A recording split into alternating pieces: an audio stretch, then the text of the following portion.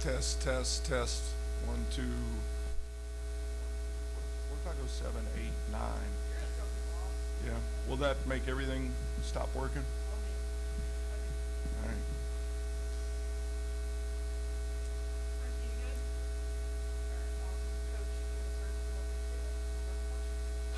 Yeah.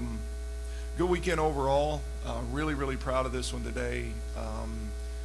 St. John's is one of the favorites in the Big East, and it's the first time I think I've ever coached against St. John's. JoJo's been there 28 years. I've been here 27. I think it's our first ever head-to-head matchup, and it was a real treat having her here this weekend.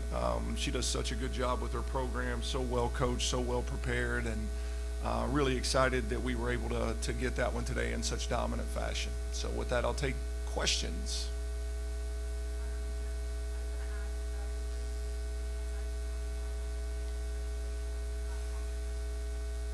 Well, I mean, it's exciting. It's exciting to get in and out of here with three sweeps. That's for sure. I'm really, really proud of our team. Again, you guys don't always get to peel it back and see inside that locker room, but I'm telling you, all over college volleyball right now, there are a lot of teams that are really struggling having to play 2 seasons in 1 year. And it is a physical toll that it takes on you, but more so, it's a mental toll that it takes on you. And our team kind of, to be honest, hit a wall this past week, and we've had to be very intentional in trying to fight through that, and kind of fake it till you make it a little bit, and just will our way back into finding our center in terms of why we play and how we play, and so I'm really, really proud that they fought themselves through this weekend, and a lot of good things happened this weekend, and I'm hopeful that this will springboard us back into who we are and enjoying playing this game for the second half of the season.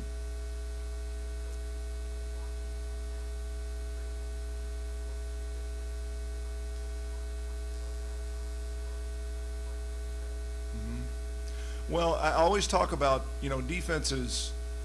There's three levels of defense in our game. There's serving, there's blocking, and there's floor defense. And to do the job that we did today against St. John's, you have to be pretty good at all of them, and we were. We served the ball very, very well today, up and down our lineup. Paige Briggs, a lot of things get said about Paige Briggs and the way she plays this game. And you might look at this box score based on her offense and think she didn't have a great match, but Paige Briggs' blocking was a huge part of this match. Rastelli is a phenomenal player, averaging 4.5 kills a game, and Paige had 4 blocks and really kind of set a tone over there.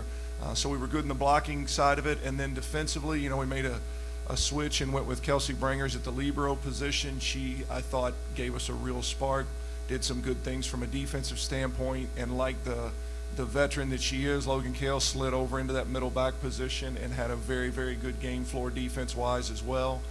So we served it well, we blocked it well, we played good floor defense. That's a good recipe to win.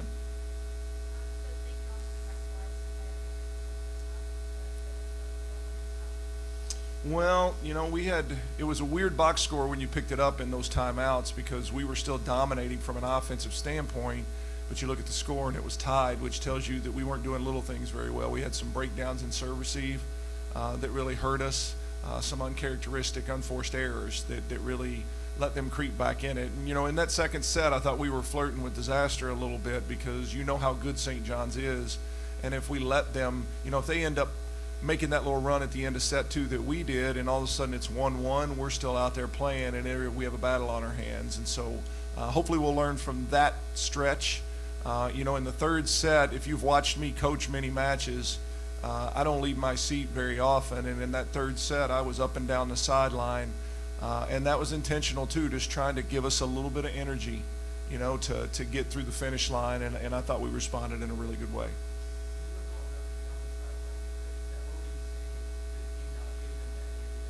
Yeah, just trying to be encouraging. Again, we're all worn pretty thin right now, and it's very easy to let negativity come out of your mouth when you open it.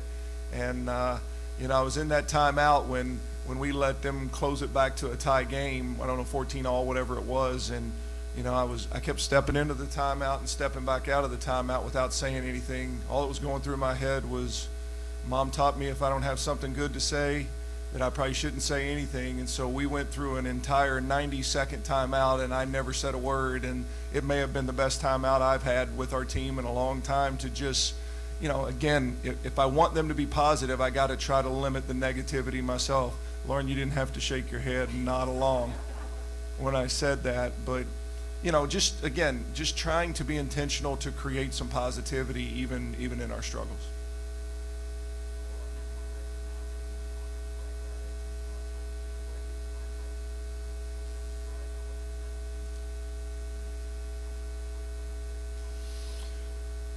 Well, I've learned that we do definitely have depth. I mean, we've played a ton of kids that have all come in and helped us throughout non-conference play. And then again, this is kind of a PSA to coaches all over the country right now. I've learned that this season is going to be like no other.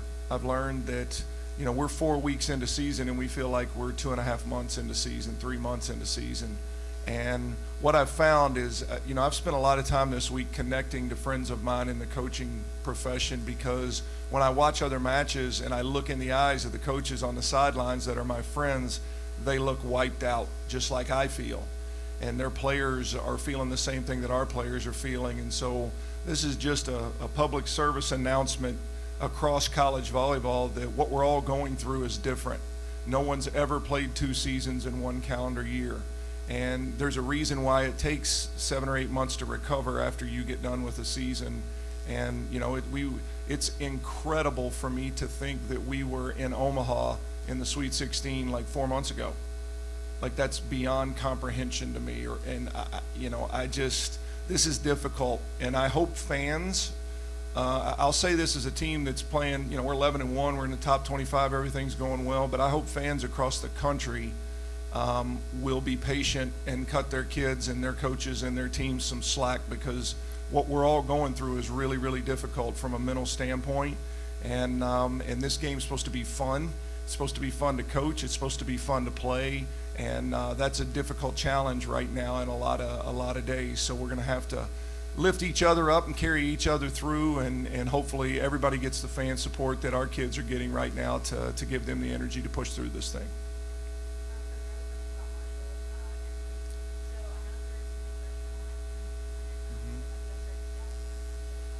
Nah, I mean, you're always watching scores around our conference, and I've done a little bit of that. I know they return a good portion of their roster just like we do, and nobody gave us more fits last year in Conference USA than Marshall did when we went there last year in the regular season. And so I really haven't dug into them too much. I know that Ari's building a really good program there, and their kids always have tons of energy, and they'll come in here and play great, right? They're playing the defending champion to start conference play, and they'll come in here with nothing to lose and letting it fly, and they're a really talented bunch, and play with a great energy about them.